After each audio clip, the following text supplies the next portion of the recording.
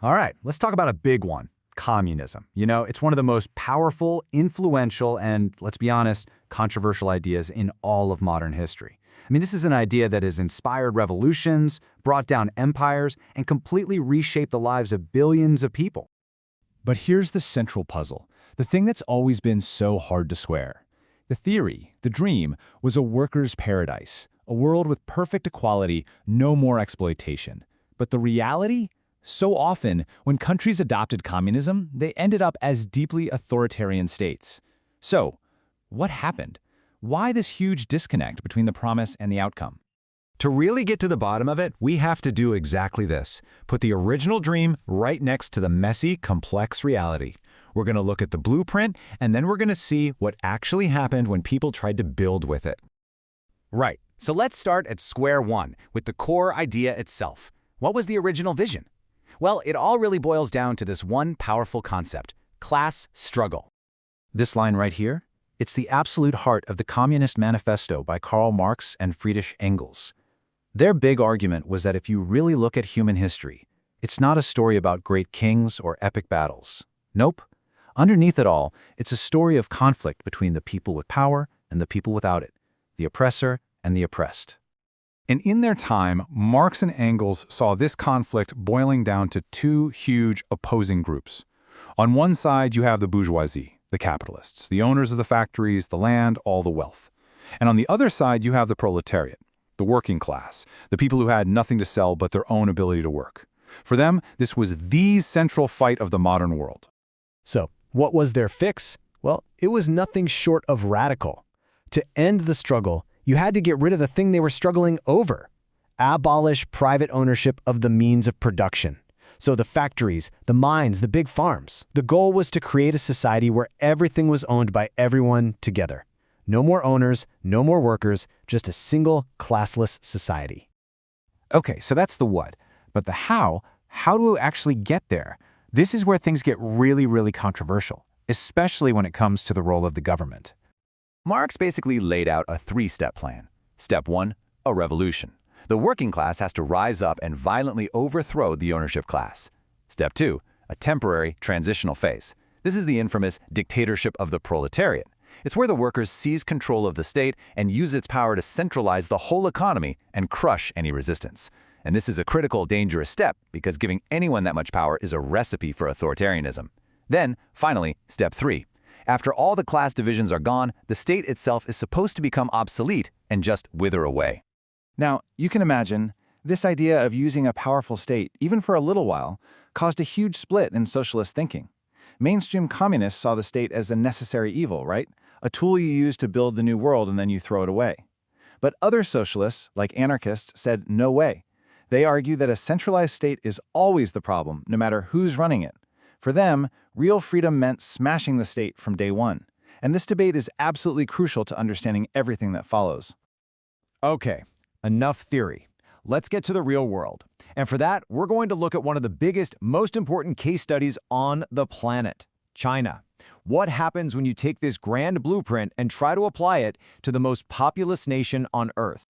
And just so you know, our look at China's massive transformation is pulled from some serious academic work, including sources like the Pakistan Social Sciences Review, which has tracked these huge economic shifts in detail. China's communist story really kicks off in 1949 with Mao Zedong. His rule was defined by these huge, radical campaigns. First, you had the Great Leap Forward, which was supposed to rapidly industrialize the country, but instead led to a horrific famine. Then came the Cultural Revolution, a decade of intense political purges and social chaos that just tore the country apart. So the key takeaway from the Mao years is this. China did follow the playbook. They built a centrally planned, state-controlled economy. But far from creating a paradise, the result was a stagnant economy and incredible social upheaval. It left the country poor, isolated, and exhausted. But then, after Mao died in 1976, something amazing happened. China's new leaders had a choice. Do they double down on the old, failing system, or do they try something completely different? This was the moment that theory slammed headfirst into reality. And the person who made that choice was Deng Xiaoping.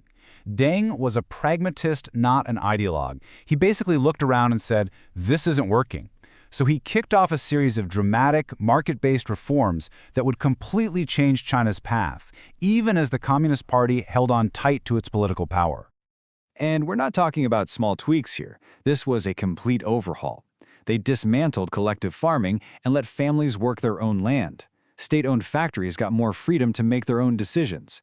And maybe most important of all, they launched an open-door policy that welcomed foreign investment into China for the very first time. It was a total 180 from the old model. The results? I mean, they were just jaw-dropping. For decades, China's economy grew at an average of 10% a year, every year. That explosive growth powered the single greatest reduction of poverty in human history. We're talking more than 500 million people lifted into a totally new economic world. It's almost hard to wrap your head around. But, and this is a really, really big but, all of this new economic freedom did not come with political freedom. The Communist Party kept its iron grip on power, and when calls for democracy grew louder, they were crushed in Tiananmen Square in 1989. The message was crystal clear. The economy could open up, but the party's power was not up for debate. So that brings us to today, and to the verdict on this whole experiment. What China created is this unique, hybrid system, but it also highlights the really tough challenges that seem to pop up every time communist theory gets put into practice. So let's go back to that central question we started with. Why is there this giant canyon between the utopian dream and the authoritarian reality we've seen so often? Well, one of the biggest reasons is surprisingly practical. It's often called the information problem. Just think about it. For a central government to plan an entire economy, it needs to know everything all at once. How many shoes to make, how much steel is needed, how much rice to grow. It's an impossible amount of information to collect and process in real time. And when you get it wrong, you get massive waste and terrible shortages. And China's unique path has created its own set of huge modern challenges.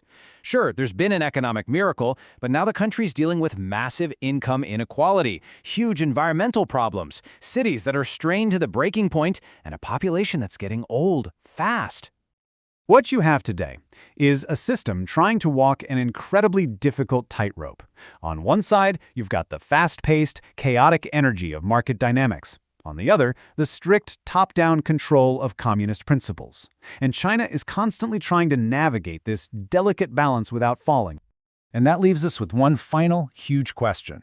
As China keeps forging this completely unique path, blending state control with capitalist tools, it's basically redefining what communism even means in the 21st century. What does its journey tell us about the future of this powerful, complicated, and enduring ideology? Well, that's a question the entire world is still